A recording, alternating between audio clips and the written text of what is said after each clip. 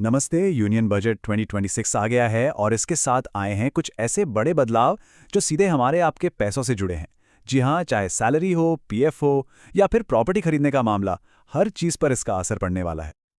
तो सबसे बड़ा सवाल यही उठता है ना कि भाई इन सब बदलावों का हमारी जेब पर आखिर क्या असर होगा।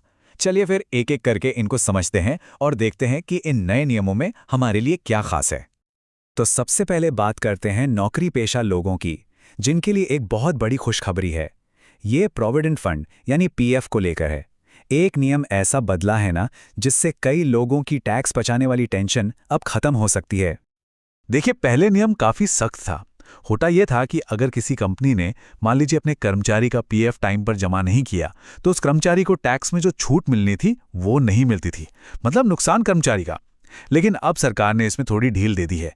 अब कहा गया है कि अगर इनकम टैक्स रिटर्न भरने की डेडलाइन से पहले भी पैसा जमा हो जाता है तो भी टैक्स डिडक्शन का पूरा फायदा मिलेगा।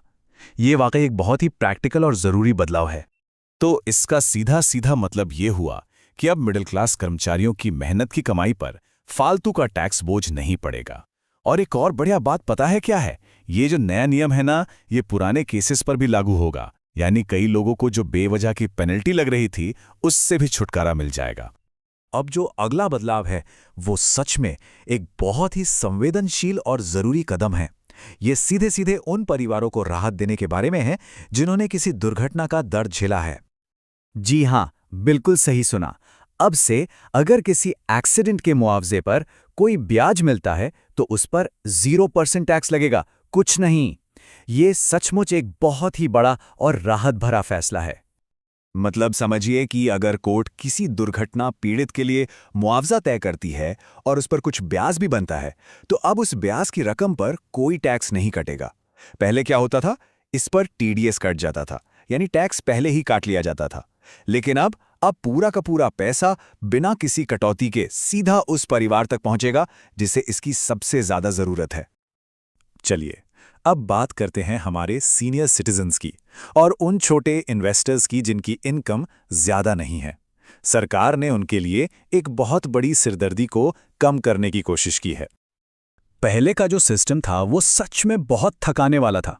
जरा सोचिए, किसी के पैसे अगर 4 अलग-अलग बैंकों में या कंपनियों में लगे हैं तो अपना टीडीएस बचाने के लिए उन्हें हर एक जगह जाकर अलग-अलग फॉर्म 15G या 15H जमा करना पड़ता था। कितना बड़ा झंझट था ये।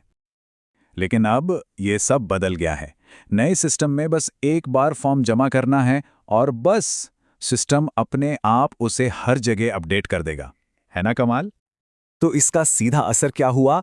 कागजी कार्रवाई लगभग खत्म। और खास तौर पर हमारे सीनियर सिटीजन्स के लिए तो यह बहुत ही बड़ी राहत की बात है। अब उनका कीमती समय भी बचेगा और टेंशन भी कम होगी। अच्छा, अब दो और खास टैक्स छूटों पर नजर डालते हैं। एक तो उन लोगों के लिए है जिनकी जमीन किसी सरकारी प्रोजेक्ट में चली जाती है और दूसरी हमारे पूर्व सैनिकों के सम्मान में है। पहला नियम तो यह है कि अगर सरकार किसी की पर्सनल जमीन लेती है, मतलब अधिग्रहण करती है, तो उसके बदले जो भी मुआवजा मिलेगा उस पर अब कोई इनकम टैक्स नहीं देना होगा। वो पूरी तरह से टैक्स फ्री होगा। और दूसरा बदलाव, जिसे सच में सम्मान का फैसला ही कहना चाहिए, वो हमारे आर्म्ड फोर्सेस के लिए है। अब से जो हमारे विकलांग जवान हैं और उनके परिवार हैं, उन्हें जो पेंशन मिलती है उस पर कोई टैक्स नहीं लगेगा। ये उनके बलिदान को सलाम करने का एक छोटा सा तरीका है। और आखिर में चलिए एक ऐसे सुधार पर बात करते हैं जो प्रॉपर्टी खरीदने को, खासकर तब जब बेचने वाला कोई नॉन रेजिडेंट हो, और भी आसान बना देगा। देखिए, पहले क्या था, अगर कोई किसी नॉन रेजिडेंट से प्रॉपर्टी खरीद रहा है तो टैक्स काटने के लिए उसे एक अलग से टैन नंबर यानी टैक्स डिडक्शन अकाउंट नंबर लेना पड़ता था और ये प्रोसेस काफी लंबा और झंझट वाला था। लेकिन अब ये सारी टेंशन खत्म। अब बस अपने पैन कार्ड यानी परमानेंट अकाउंट नंबर से ही टीडीएस जमा किया जा सकता है। तो इसका फायदा क्या हुआ? प्रॉपर्टी खरीदने का पूरा प्रोसेस अब पहले से कहीं ज्यादा सिंपल और फास्ट हो गया है। मतलब कम कागज, कम भागदौड़ और डील भी जल्दी फाइनल। तो अगर हम पूरे बजट को एक नज़र में देखें तो सरकार ने अलग अलग ग्रुप्स को राहत देने की कोशिश की है। नौकरी पेशा लोगों को पीएफ में राहत मिली, दुर्घटना पीड़ितों को मुआवजे पर, हमारे सीनियर सिटीजन्स को कागजी काम में और प्रॉपर्टी खरीदने वालों को टैक्स जमा करने में। ये सारे छोटे छोटे कदम मिलकर हम सबकी फाइनेंशियल लाइफ को थोड़ा सा और आसान बनाने की एक कोशिश है। तो आखिर में एक बड़ा सवाल तो यही खड़ा होता है कि ये जो छोटी छोटी टैक्स राहतें दी गई हैं, क्या इनसे सच में लोगों की जेब में कुछ ज़्यादा पैसा बचेगा? और इससे भी बड़ा सवाल, क्या इसका देश की पूरी इकोनॉमी पर कोई अच्छा असर पड़ेगा? खैर, ये वो सवाल हैं जिनका जवाब तो हमें आने वाला वक्त देगा।